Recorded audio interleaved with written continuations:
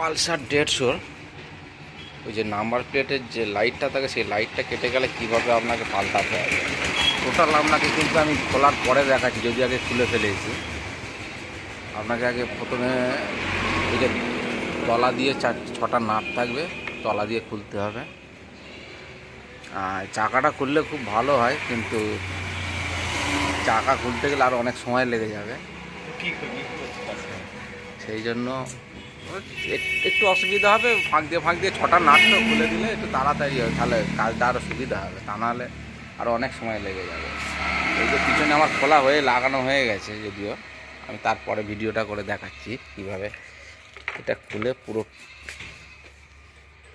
6টা নাট খুলবে এইটা, তারপরে পরেরটা খুলবে, তারপরে এই যে লাইটের এটা পুরো টোটাল এটা খুলে আসবে। তার আগে হচ্ছে উপরের ভাইজার যেটা ছিল ভাইজারটা খুলে নিয়ে নেবে। আমি এইটা দেখাচ্ছি। এইবার খুলতে গেলে এই যে ভিতরে এই যে নাট দুটো থাকে, এই নাট দুটো প্রথম জং ধরে যায়, তারপর খুলতে গেলে গাঁটটা একটু ফেটে যাবে। আচ্ছা, এই খুলতে গেলে এই যে দুটো নাট আমার ছিল আমি দেখাচ্ছি।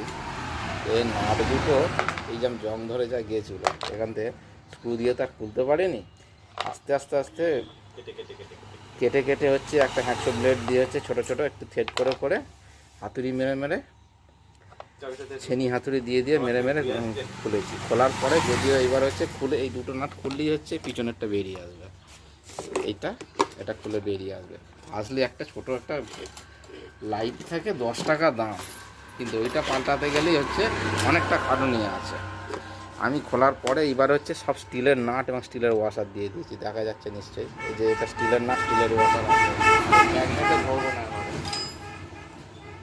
এই যে লাইটটা ছিল আগে, এই লাইট পুশ করে শুধু খুলে লাগিয়ে দেওয়া দিতাম, এবার আস্তে আস্তে করে লাগিয়ে দিচ্ছি। এবার এই যে নাটগুলো এখানে ছিল আমি ভিতরে সব আমি স্টিলের দিয়ে দেবো, যাতে পরের বারে আর না কষ্ট হয় খুলতে গেলে। ওয়াশারও স্টিলের সব দিয়ে দেবো। ধন্যবাদ।